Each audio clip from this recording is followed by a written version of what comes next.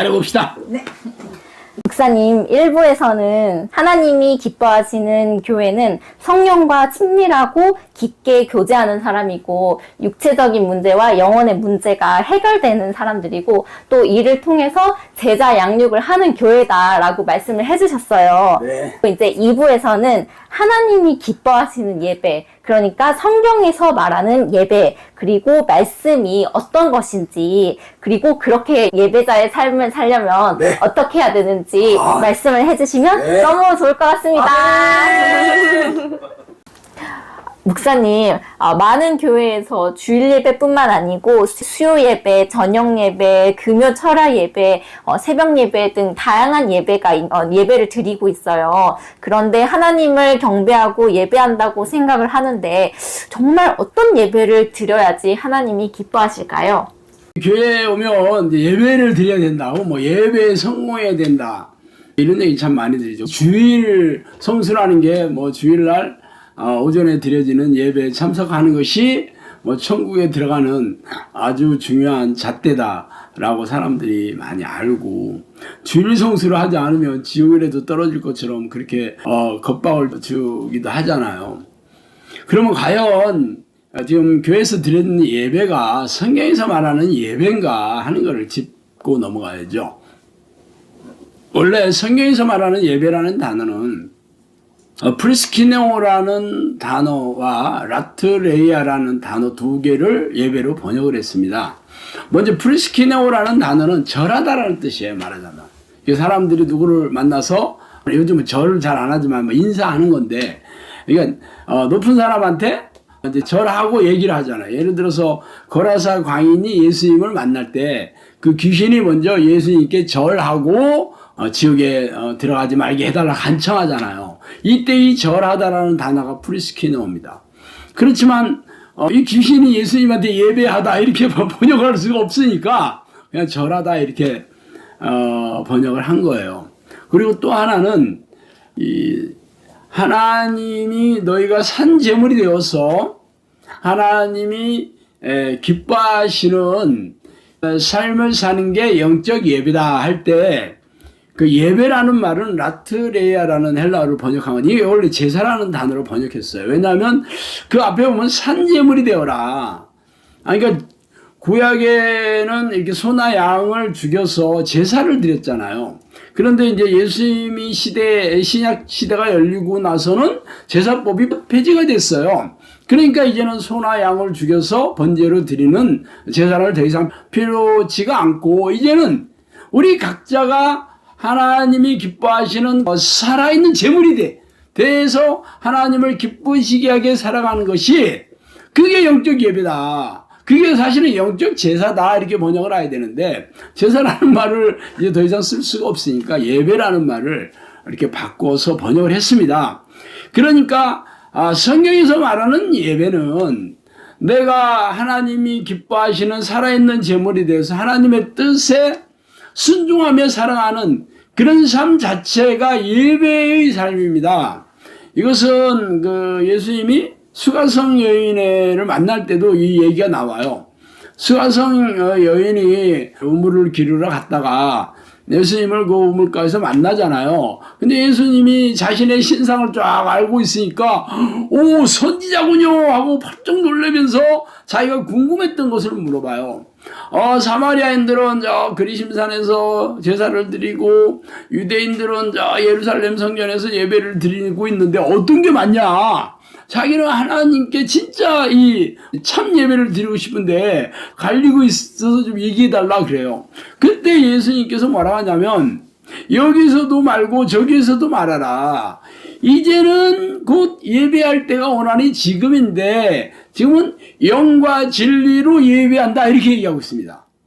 그러니까 이 예배가 무슨 어떤 종교 행사로 드리는 예배가 아니죠. 영으로 드리는 거죠. 내 영혼이 하나님께 기뻐하고 하나님을 찬양하고 하나님을 감사하고 이렇게 하나님이 기뻐하는 그런 예배는 내 영혼으로 드리는 거예요. 그리고 진리로 드려라, 이게 진리. 진리가 뭐예요? 진리가 말씀이 진리고 하나님이 진리고 예수님이 진리고 성령이 진리잖아요. 말하자면 성경대로 드리는 거예요. 성경대로 드리는, 그게 바로 진리로, 그러니까 영과 진리로 예배. 어떤 특정한 장소에서 이렇게 뭐 예배를 드리는 게 아니라 네 영혼으로 성경에서 말하는 하나님의 뜻대로 예배를 해라, 그렇게 얘기하고 있습니다. 그러면 현대교회에서는 1시간짜리 예배 의식에 참여해서 앉아있으면 예배를 잘 드렸다. 그리고 예배의 성공이라는 말도 들어보니까 교회에서 시행하는 뭐 예배 의식에 다 참석하는 게 예배의 성공이다, 이렇게 얘기하고 있거든요. 성경에서 그런 예배 의식을 드려라 하는 건 없어요. 사실 초대교회 때도 제사들이 이제 모여서, 그러니까 신약에는 이제 제사를 이제 드리지를 못하니까 뭘 했냐면 유대인들이 즐겨 부르던 찬송 있죠. 찬송도 드렸고 기도도 했겠지. 그리고 뭐 예수님이 하신 말씀도 이렇게 전했겠죠. 뭐 이렇게 시작을 한 거예요. 그러다 보니까 교회가 계속 시대 변천에 따라서 이렇게 변화가 됐죠. 그래서 중세 캐톨릭 시대에는 성만찬 혹은 세례의식 뭐 이런 게 많이 정형화됐고, 그러니까 제의화가 됐고, 그리고 종교개혁이 일어나서 말씀을 많이 알아야 된다, 말씀으로 돌아가자, 그래서 예배의 중심에 강론 시간이 중요한 위치를 차지하게 돼서 지금 우리가 드려지는 예배 의식이 이렇게 된 겁니다. 말하자면 교회가 이게 관행적으로 시대에 따라서 이렇게 변화된 거죠. 그러니까 지금 우리가 드려지는 이 예배가 성경에서 말하는 예배다, 그런 뜻은 아니에요. 말하자면 예배의식에 한 시간 동안 참여하고 거기서 뭐 찬양을 같이 부르고 말씀을 들었다고 해서 하나님이 기뻐하시는 게 아니고, 성경에서 말하는 예배는 하나님의 뜻을 준행하고 하나님을 늘 기뻐하고 하나님과 늘 이렇게 교제하는 사람들, 이게 하나님 기뻐하는 사람들이거든요. 이런 사람들이 교회 예배의식에서도 찬양을 하고 기도를 하고 하면 하나님 기뻐하시겠죠. 말하자면 예배의 참여자가 아니고 도구가 되는 거예요. 내가 하나님을 기뻐하시게 하는 거지, 뭐 또 의식에 참석해서 구경하고 있는다고 해서 그게 예배가 되는 게 아니죠. 이런 게 지금 현대교회에서 많이 잘못된 거죠. 물론 제가 뭐 교회에서 드려지는 예배 의식이 잘못됐다, 비성경적이다, 이런 얘기를 하는 건 아닙니다. 평상시에 하나님이 기뻐하시는 하나님의 뜻에 순종하면서 사는 사람들이 예배 의식에 참석해서 예배를 드려 하나님 기뻐하시는 거죠. 일주일 내내 하나님은 관심도 없고 하나님의 뜻에도 관심이 없고 먹고 사는 일에, 돈 벌고 돈 쓰는 일에 일주일 내내 소비하다가 뭐 주일날 예배 참석해가지고 뭐 앉아서 뭐 듣고 은혜 받았다 해서 그 예배 되겠어요? 그런 게 아니죠. 근데 현대교회는 지금 같은 예배, 정확하게 말하면 예배 의식이죠. 워십 서비스예요. 성경에서 말하는 예배자, 예배를 가르치고 훈련시키고 그것을 하라고 요구하는 거는 없고, 그냥 뭐 교회에서 시행하는 예배 참석하면 된다, 와서 성금 많이 드려라, 뭐 이런 예배가 많이 있는 이유가 뭐 헌금을 또 드리기 때문에 뭐 그런지 내가 잘 모르겠어요. 하여튼 평상시에 일상의 삶에서 하나님이 기뻐하시는 예배의 삶을 사는 사람들이 중요하고, 그런 사람들이 교회에 모여서 예배 의식에 참여할 때 진정한 예배가 되는 거지, 평상시에 하나님을 기뻐하시는 뜻에 관심도 없고 오직 돈 벌고 돈 쓰는 일에, 육체의 즐거움을 추구하는 일에 시간을 보낸 사람들이 교회에 와서 예배를 뭐 일주일에 10번을 드리든 20번을 드리든 하나님 기뻐하시지 않습니다. 그건 예배가 아니기 때문에. 하여튼 이게 아주 중요합니다. 저는 오랜 동안 인생 실패자로 빚더미에 앉아서 마구 떠내려왔던 지난 시절이 있었어요.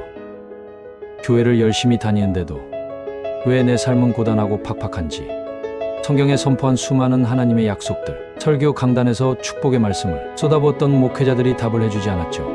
지금은 하나님의 능력과 은혜로 세상의 어떤 교회에서도 볼 수 없는 필요를 넉넉하게 채워주시는 하나님의 도우심으로 살아가고 있어요. 인생이 불행과 고통에 휩싸여 앞으로 어떻게 살아가야 할지 모르겠다고 눈물이 앞을 가리신다면 하나님을 간절히 부르는 기도를 시작해보세요. 한치 앞을 알 수 없는 마지막이 가까워지고 있는 이때에 오랫동안 고생의 떡과 슬픔의 눈물을 마시며 살았던 인생 선배로서 하나님의 축복으로 어떻게 이렇게 놀라운 삶을 살게 되었는지 고통받고 있는 크리스천들에게 알려주고 싶어서 이 책을 쓰게 되었어요. 당신도 이 책을 통해 형통하고 행복한 삶을 살게 되면 좋겠습니다. 크리스천 영성학교 신목사의 행복을 잃어버린 크리스천입니다.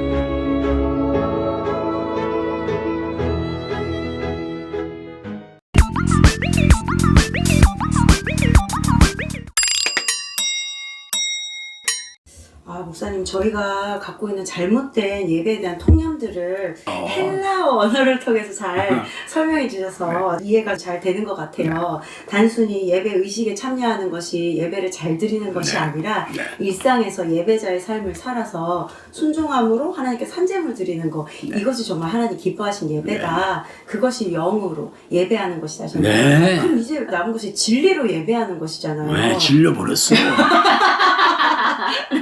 진리로 예배한다. 진리는 바로 하나님이고 말씀 그 자체인데, 말씀이 사실 또 하나님을 만나는 통로이기도 하잖아요. 네, 그렇죠. 예, 근데 현대 교회에서는 말씀으로 만난다는 것은 말씀 공부를 하고 성경 공부를 열심히 하면 된다. 이렇게 그것을 이수하면 된다라고 제시를 하고 있는데, 이것 또한 뭔가 잘못된 것이 있지 않을까 싶어요. 뭐 성경적으로 진리를 만나는 것이 뭔지.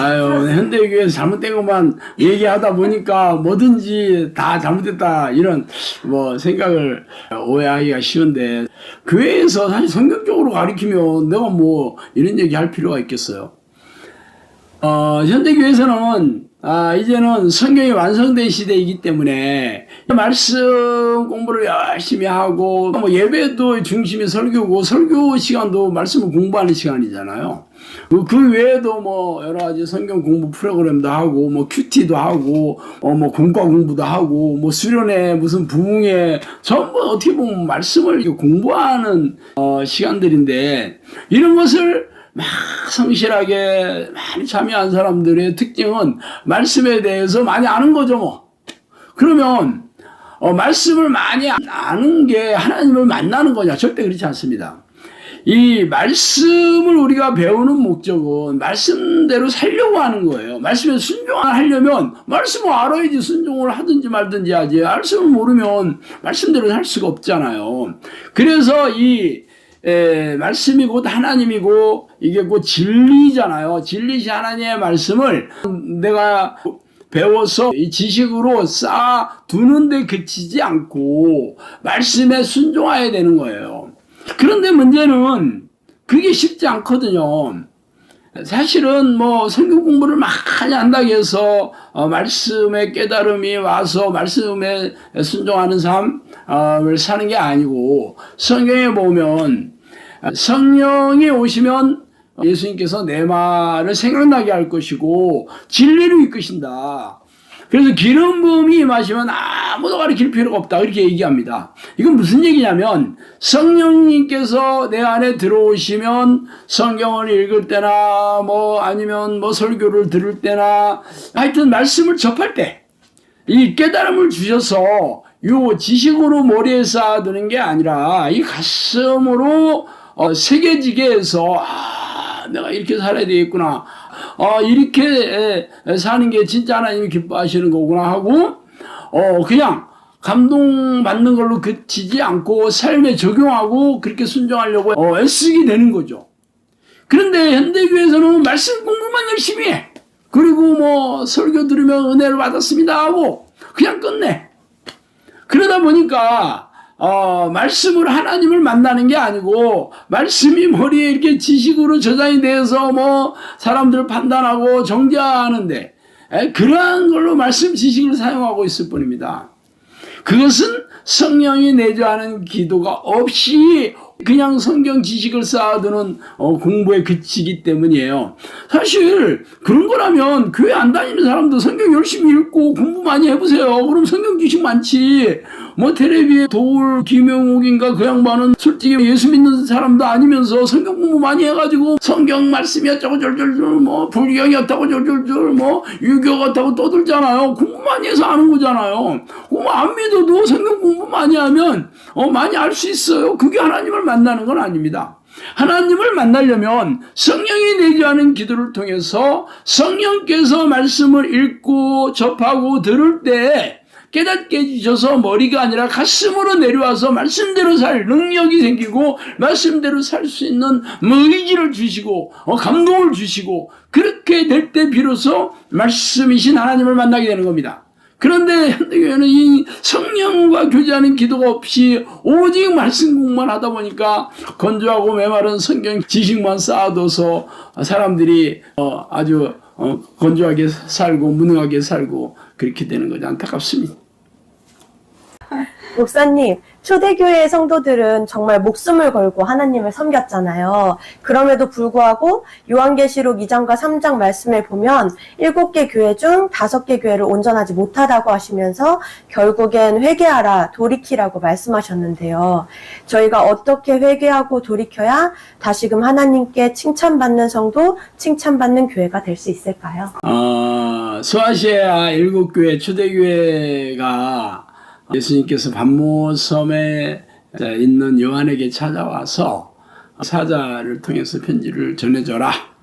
그 내용이 이제 계시록 2장 3장에 있는 말씀인데 그 중에 그 초대교회 7교회 중에 5개의 교회에게 너희들이 회개하고 돌이키지 않으면 내 촛대를 옮겨버리겠다. 말하자면 교회를 버리겠다는 아주 무시무시한 말씀을 하십니다.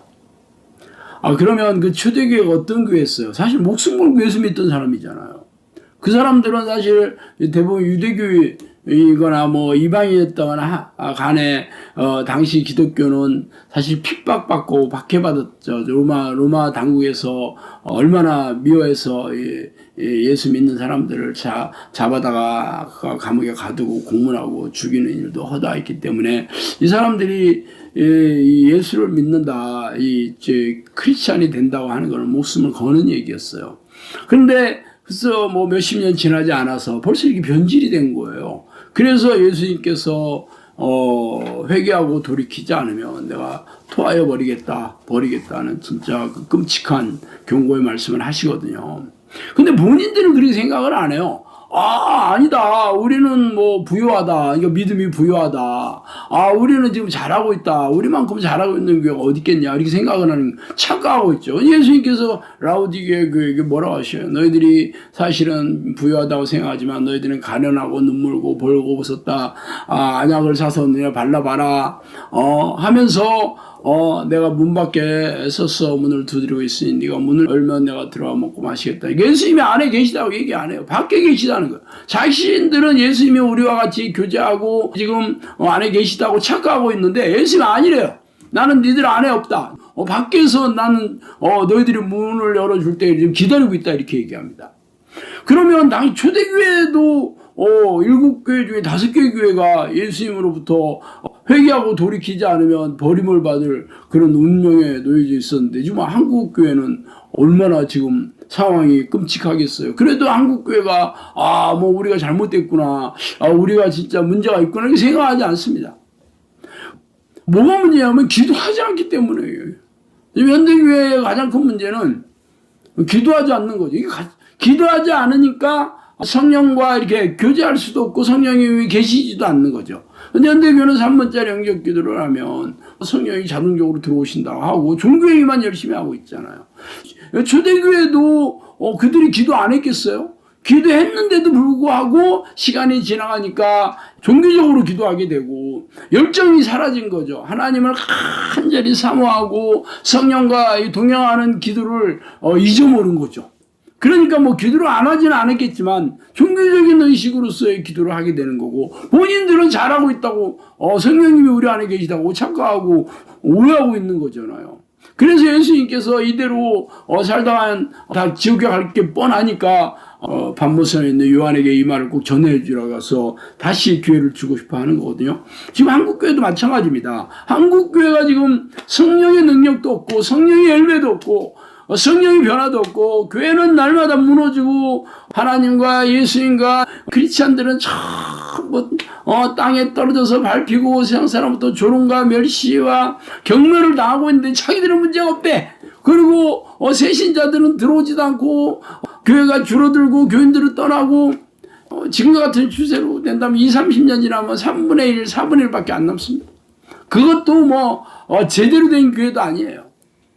그럼 어떻게 해야 되겠어요? 이제부터라도 회복해야 돼요. 성령님 안에 계시다라고 생각하는 것을 꿈을 깨고 이제부터라도 하나님은 돌이켜서 성령이 내주하는 기도에 습관을 들여서 하루 종일 간절히 열망하는 마음으로 하나님을 사모하고 하나님이 내 안에 들어오셔서 나를 변화시켜 주시고 이 잘못을 깨닫게 해주시고 회개하게 해주셔야 됩니다. 우리나라도 진짜 기도하지 않은 죄, 하나님을 모시지 않은 죄, 하나님의 이름을 부르지 않은 죄, 하나님 뜻대에 순종하지 않은 죄, 회개하지 않은 죄를 진짜 이 다 내놓고 자복하고 하나님 앞에 통곡하면서 회복해야 되는데 본인들이 뭐가 문제가 있는지도 모르고 그냥 먹고 마시고 잔치하고 우리들은 문제 없다, 우리는 잘하고 있다, 뭐 우리들은 괜찮은 교회다 이러고 있습니다. 그렇지만 예수님 모실 때 그렇게 생각하겠어요? 초대교회도 그렇게 하나님께서 회개하고 돌이키지 않으면 버리시겠다겠는데 한국교회는 대부분의 교인들이 기도도 안 하고 또 뭐 기도하는 소수의 사람들도 자기 세속적인 탐욕인 소원이나 구하고 육체나 삶의 문제나 해결해 달라는 거지 뭐가 그게 성령과 교제하는 기도예요. 그런 기도 뭔지도 모르고 그냥 하나님을 무슨 해결사나 무슨 도우미로 여겨서 입으로만 주여주여 하고 있지 하나님 뜻대로 사는 것에 관심도 없는 사람들이 어떻게 전국하겠어요? 지금이라도 돌이켜서 그동안 하나님을 찾지 않은 자, 하나님 뜻대로 살지 않은 자들을 회개하고 돌이켜서 성령을 모시고 이제 성령과 동의하는 삶을 살아야 우리 나라와 민족, 우리나라 교회가 다시 살 수 있는 유일한 길입니다. 마무리해. 아니, 오늘 목사님께서 예배는 하나님을 기쁘시게 하는 제물이 되는 것, 그리고 순종하는 것, 그리고 내가 예배의 도구가 되고 예배의 삶을 사는 것이라고 말씀을 해주셨고, 그리고 말씀은 지식을 쌓아두는데 그치지 않고 말씀에 순종하는 삶, 그리고 기름 부음이 있는 삶, 성령이 내주하는 기도를 통해서 말씀대로 살 수 있는 능력을 받는 삶, 동시에 한국교회의 현실을 또 말씀을 해주셨어요.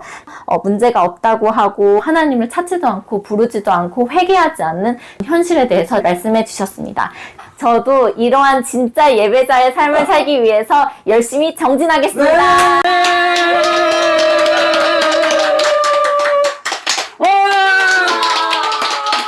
수고했어요. 우리가 믿고 있는 하나님이 전지전능하신 분이며 과거나 현재나 살아계셔서 동일하게 역사하는 분이라는 것을 믿고 계신가요? 고질병과 불치병을 고치고 죽은 자가 살아나는 일은 성경에만 나오는 일이고 하나님을 믿는 현대 교회에서는 기적이 일어나는 일이 거의 없다는 차가운 현실을 깨닫고 질병을 기도로 고치는 일은 교회 안팎의 창궐한 가짜 치유 사역자들이나 하는 일이라고 치부하고 계시지는 않은가요? 저는 하나님을 부르는 기도를 하고 나서 2000번이 넘는 기적을 체험하였으며 기도로 고질병과 불치병을 고치고 장애가 회복되는 사역, 예수님과 제자들이 한 사역을 따라서 하고 있어요. 크리스천 영성학교에서 기도 훈련을 받은 사람들에게 일어난 기적의 실화, 이렇게 놀라운 하나님의 역사가 현대를 살아가는 우리에게도 동일하게 일어난다는 것을 알리고 싶어 이 책을 쓰게 되었어요. 기도로 고질병과 불치병이 치유된 113인의 체험담입니다.